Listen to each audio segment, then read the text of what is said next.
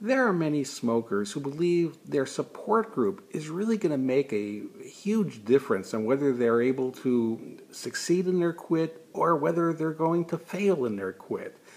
There's people who have the attitude like there's really no way they can do it because all their family smoke, their friends smoke, everybody at work smoke. And if you try to quit, everybody tries to undercut you. There's just no way that a person can quit smoking in an environment where everybody smokes. Well, if you go back a number of decades, there was a time where the majority of at least American men, were smokers. And during that time period where people smoked everywhere, at work, at home, and it was expected, and people would offer you cigarettes all the time if you ever ran out. They were relatively cheap, and it was socially acceptable to smoke.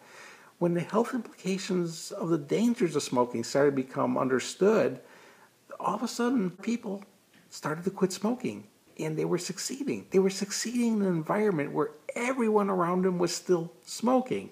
So using the logic that you can't quit if everybody around you is smoking, well, if that's the case, we never would have had the trend start that we have now where we have more former smokers than current smokers.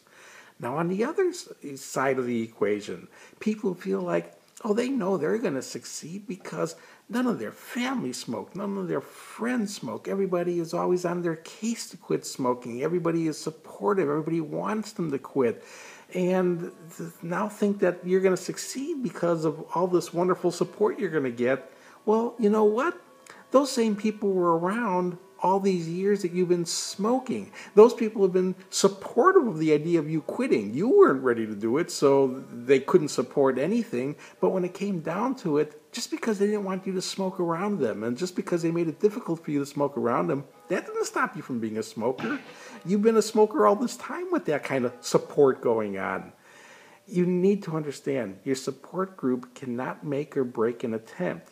If you succeed in quitting, don't give credit to your support group for look what they accomplished. You accomplished your quit. If you fail in quitting, don't blame all these other people for what they said or didn't say to you.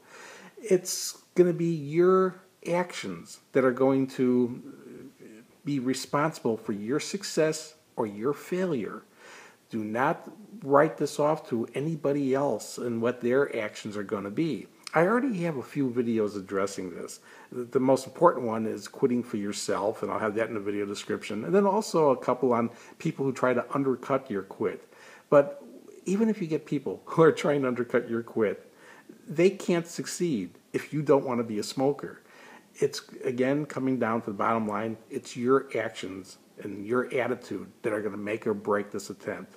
If your attitude is you do not want to be a smoker, you can pull off a quit and succeed for the duration. It's by following the action that, again, you have to take, not others, but you have to take. And that action is making and then sticking to your personal commitment to never take another puff.